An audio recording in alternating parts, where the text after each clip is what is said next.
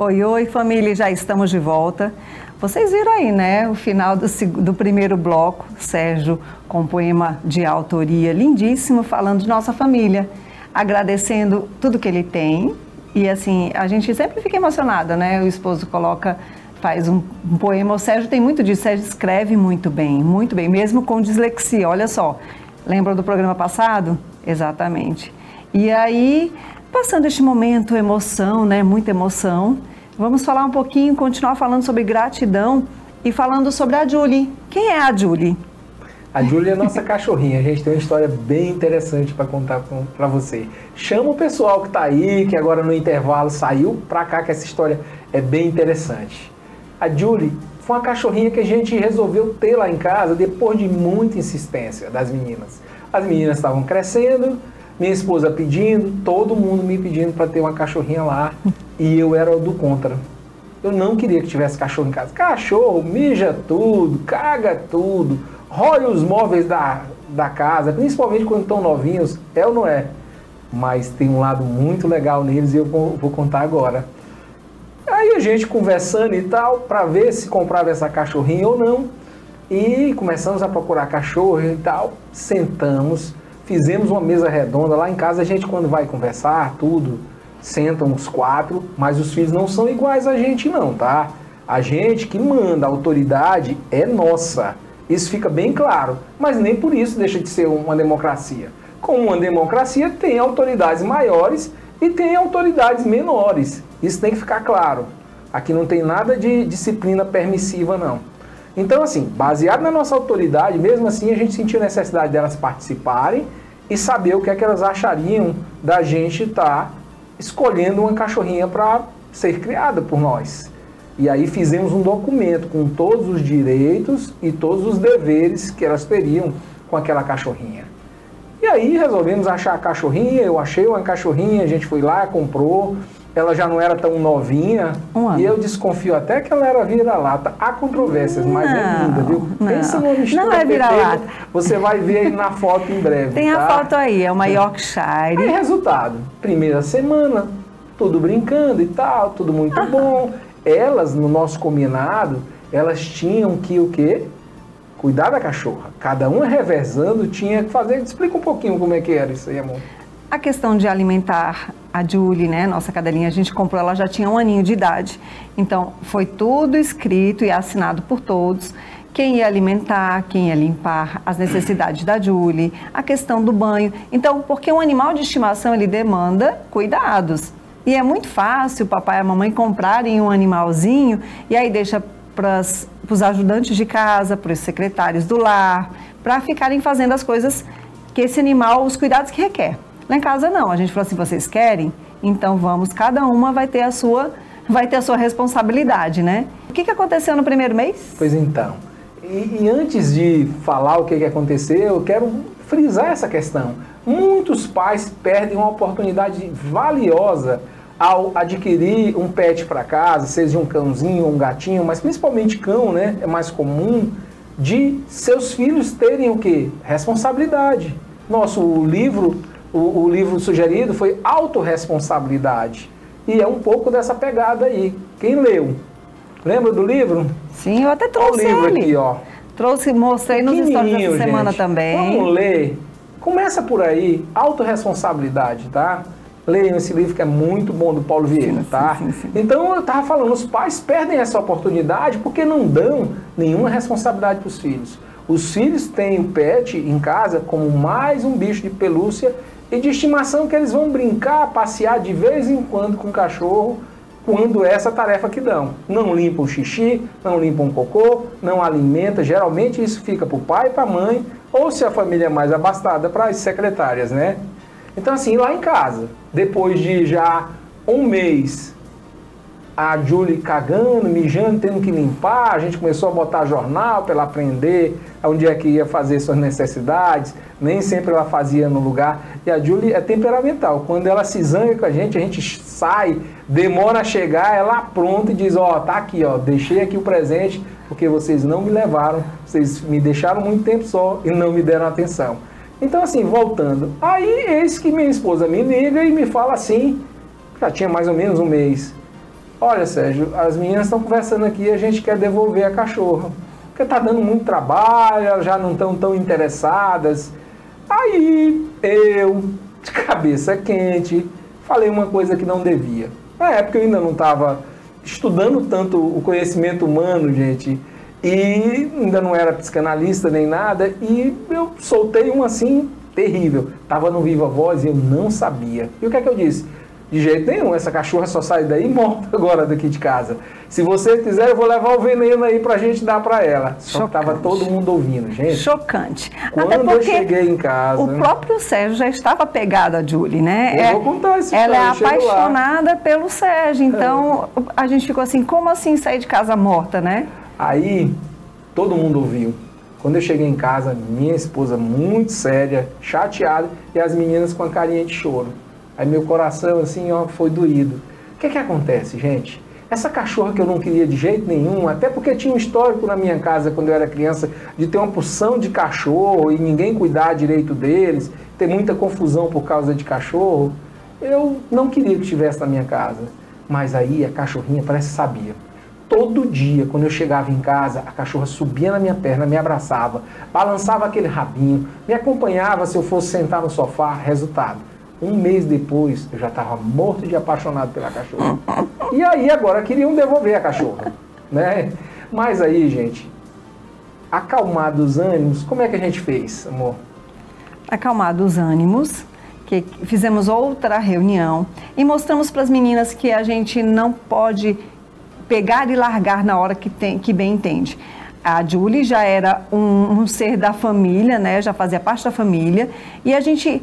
Como num todo, na família, como na vida inteira, você não pode começar as coisas e não terminar. Elas assumiram uma responsabilidade e elas teriam que levar até o fim. Então, mais uma vez, né, com ensinamentos e mostrando para elas. Seria fácil, e muitas famílias talvez fizessem, devolve o cachorro, menos trabalho.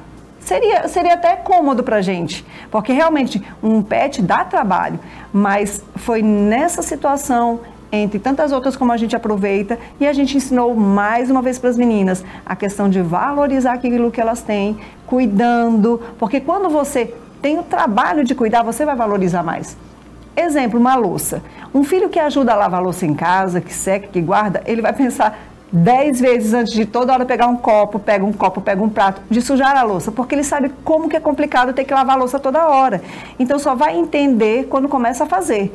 E Julie, a gente sentou, Sérgio pediu desculpa, né, pelo momento de nervoso, e a gente explicou para as meninas, não funciona assim, é responsável, vocês assumiram um compromisso. E ficou tudo bem. E hoje a Julie já está há 7 anos na nossa casa. Ela vai completar 8. A gente comprou a Julie, ela tinha 1 aninho. Então, mais um momento. E todos os dias, a família inteira é apaixonada pela Julie. Todo mundo brinca com Julie, mas as meninas têm a responsabilidade. Mesmo Julie fazendo faculdade, Beatriz na correria delas, pré-ensino médio, elas têm as obrigações e elas não deixam de fazer. Virou um hábito. Ou seja, a cachorra é da família, viu, gente? Está nas nossas orações, está sempre perto da gente, é muito querido e vale a pena ter um pet e cuidar assim dele, viu? Que é o a Julie ensinamento. é maravilhosa e eu sou apaixonado na Julie. Então, ter um pet é muito importante também para as questões, vários ensinamentos que a gente pode fazer, inclusive a responsabilidade, né? E aí a gente vai falar também do perdão. Já podemos mas falar. Antes da gente falar de perdão, a gente tem que falar que o pet pode também ensinar a família, e principalmente as crianças, a lidarem com o luto. Sim. Um pet, geralmente a vida dele é menor do que a dos humanos. E vai acontecer mais cedo ou mais tarde de se perder esse animalzinho de estimação. Então as crianças precisam saber lidar com isso, porque na perda de um ente querido, vão saber lidar um pouco melhor com isso. Não é fácil, mas é uma aprendizagem. Agora nós vamos falar de perdão, né? Assim como na gratidão, aí eu peguei a definição no dicionário, vamos ler, acompanha aí o significado de perdão, segundo o dicionário. Perdão, remissão dos pecados, ação de se livrar de uma culpa, de uma ofensa, de uma dívida, um indulto. Ação através da qual uma pessoa está dispensada do cumprimento de um dever ou de uma obrigação. O quanto é importante saber perdoar. E é fácil, Elisa? É fácil, Sérgio? Não é não. E assim, a gente vai até datar esse programa com o que eu vou falar agora. Aconteceu agora, há poucos dias, uma situação entre o grupo Hamas e Israel. Um grupo terrorista invadiu Israel e ceifou a vida de várias pessoas. Agora você imagina uma situação onde esses dois grupos, né, o Hamas, que defende uma parte da faixa de Gaza na Palestina, e Israel, o povo judeu, um povo que habitam a mesma região há muito tempo, são filhos de Abraão e, no entanto, não conseguem se entender. Como perdoar é difícil, gente. Será que vai existir perdão para esse pessoal? A gente vai trazer aqui a importância do perdão e mostrar até mais para frente, no filme que a gente vai recomendar, uma situação muito parecida do que aconteceu na faixa de Gaza. Sim. E como é que essas pessoas lidaram com isso. Vale a pena, fica até o final do programa, viu? O ato de perdoar não é para o outro. O ato do perdão é para nós, para termos paz e tranquilidade no nosso dia a dia. Imagina você, outra coisa que eu coloquei essa semana nos stories, né? Eu falei assim, tem alguém que você está aí incomodado, coraçãozinho, que não conseguiu perdoar ainda? E aí cada um tem as suas feridas, né, Sérgio? Ou o pai, ou a mãe, ou um tio, ou um amigo, ou um cônjuge, um relacionamento. E aí você pensa assim, eu não vou perdoar porque não é justo. Não é justo com quem? O perdão é para quem? É para aquele que te ofendeu? E aí nós lembramos daquela pergunta de Pedro, lá em Mateus 18, né? Que ele fala assim para Jesus, mas quantas vezes, mestre, perdoar, né? E Jesus vem com aquela frase que todo mundo sabe, 70 vezes 7. Significa 70 vezes 7 literalmente? Não, tantas vezes quanto necessário, né? Tantas vezes. Na verdade, quer dizer isso aí, né? O 7 tem um significado muito forte para a cultura do tempo de Jesus e agora também, a Bíblia como um todo, e não quer dizer somente essa questão de ser 490 vezes. Sim. São muitas mais vezes, tantas vezes quanto necessário. Não perdoar é ressentir. O que significa ressentir? Ressentir é sentir a mesma coisa mais de uma vez. Rossandro até fala uma história que ele conseguiu resumir muito isso. Um psicólogo, que a gente já citou aqui outras vezes, e ele fala que é como se você estivesse levando no ônibus uma Tupperware, né, ou um pote de sorvete. Quem nunca levou uma comida num pote de sorvete já foi usado, né? E você está no ônibus e a pessoa vai e vomita em você. Você fica todo sujo de vômito. E você estava levando aquela Tupperware para pegar aquele doce de banana fantástico que sua tia faz como ninguém. E você está todo vomitado, a pessoa vomitou em você, passou mal, não foi porque quis. E você faz o quê? Totalmente injuriado, pega a tampa da Tupperware ou do potinho de sorvete e limpa e joga tudo, não vai jogar no chão, joga tudo dentro daquele pote, né? E anda com aquele pote. Chega lá na sua tia, tia, como é que tá aqui, Vomitaram em mim, sinto o cheiro. Aí a tia não quer nem sentir. A senhora quer a Tupperware para botar meu doce de banana? Não, fica com sua Tupperware. E ele resolve voltar para casa com o bendito pote de sorvete, ou Tupperware, cheio de vômito. E resolve guardar aquilo. E aí de vez em quando ele está remoendo e diz, rapaz, aquela senhora acabou com o meu dia, vomitou em mim totalmente, acabou com o meu dia. Aí vai lá, pega o pote e abre. Meu Deus, esse vômito eu já tinha esquecido, como esse vômito é ruim. E aí quando você está no final do ano lá, vendo os prós e os contras, na virada do ano, nos fogos, você está pensando, rapaz, aquela mulher vomitou em mim. E vai lá, abre o bendito pote de sorvete vazio e sente aquele cheiro. Você não perdoar é muito parecido com isso aí. E perdoar é muito importante. Perdoar, a força do perdão não está em quem você está perdoando. Está em você se livrar disso aí, tá? A gente tem um vídeo aí para mostrar, né? Vale a pena você ver esse vídeo, que você vai ver Rossandro, que eu acabei de citar. A gente gosta muito dele, é um psicólogo muito afamado no Brasil, sobre o que aconteceu com ele, sobre o perdão. Veja isso, que interessante. Quando eu fui casar com o Janine, que eu chamei ela convidei ela pra casar, ela fez assim, não vou casar não. Aí eu fiquei chocado. Como assim? Eu me achava um partidão, sabe? Poxa, cara, eu sou tão certinho, não bebo, não fumo, sou um cara tão certinho, como assim? Fiquei assim dentro de mim. Decepcionado. Por que você não quer casar? Porque você tem mágoa do seu pai. É mesmo, ela falou isso. E ela fez, o sonho de casamento é um lugar que a gente tem que se perdoar constantemente. Como é que você vai querer casar comigo se você não consegue perdoar seu pai? Que legal. Aí eu fiz, poxa vida, olha, e não por acaso, a minha melhor amiga é vizinha dos irmãos do segundo casamento do seu pai. Eu acho que é a hora de você ir enfrentar a história. Esse cara, apaixonado, o cara faz tudo, né? Sim, eu vou. Então, a primeira coisa que eu fui, eu tenho que construir essa figura, porque meu pai e minha mãe se separaram quando eu tinha 6 anos. Então, eu tinha a versão do ex-marido da minha mãe. Eu não conhecia o meu pai. E aí eu fui conversar com os amigos do meu pai. E primeiro, pro meu desgosto, eu era igual a ele. Porque como ele era o inimigo que se separou e que deixou a gente passando necessidade, então tinha aquelas todas, né? Mas aí eu fui descobrir que eu tinha, e não podia ser diferente, muitas coisas dele, né? Muitas coisas, assim. E aí eu fui apaziguando aquela figura dentro da minha cabeça. Hoje é uma figura muito pacífica e amada dentro de mim. Mas isso gerou um ressentimento da minha mãe com minha esposa.